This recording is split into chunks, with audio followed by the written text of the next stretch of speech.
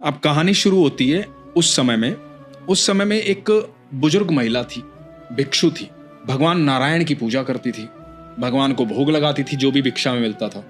तो कई दिन से कोई भिक्षा नहीं मिली थी, तो एक दिन शाम को उसको भिक्षा मिली, भिक्षा में चने मिले। चने लेकर के घर पहुंची और प्रभु नारायण को बोली कि प्रभु अब तो रात हो गई है, अब मैं भी सोऊंगी, तुम भी पानी पी के सो, सुबह भोग लगाऊंगी, सुबह मैं भी खाऊंगी, 3 दिन से कुछ खाया नहीं है हम दोनों ने। और उसने वो चने जो है पोटली खूंटी पे बांध दी। अब वो सो गई। रात को इस वृद्ध महिला के भिक्षु के घर में चोर आया। चोर ने देखा कि पोटली कुछ बंधी हुई है, उसने पोटली उठाई, वो भागने लगा तो आवाज हो गई, ये महिला उठ गई, ये चिल्लाई।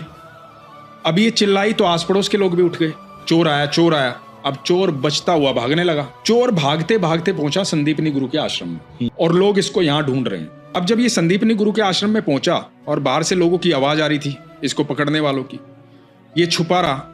सुबह के 4 बजने वाले थे।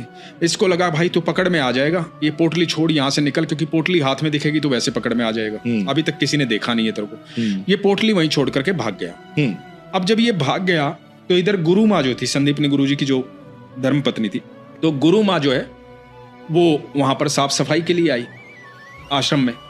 तो उन्होंने देखा कि यहाँ पर एक पोटली पड़ी हुई है। पोटली उठाई, देखा पोटली में चने हैं। इधर सुदामा और कृष्ण जंगल में लकड़ियां बीनने जा रहे थे आश्रम से।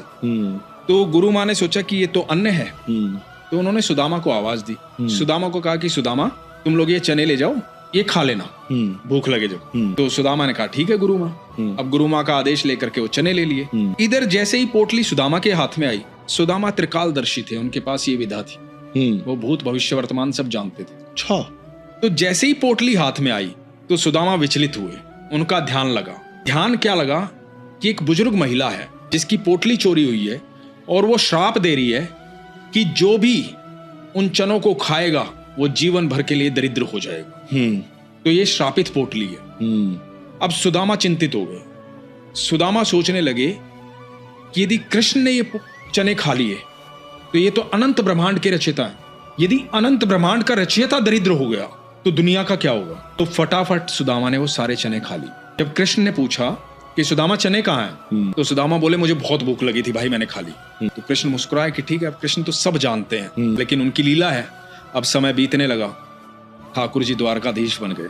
ये श्रापित पोटली के चने खाए हुए थे सुदामा जी, दरिद्र थे, जीवन भर दरिद्र थे।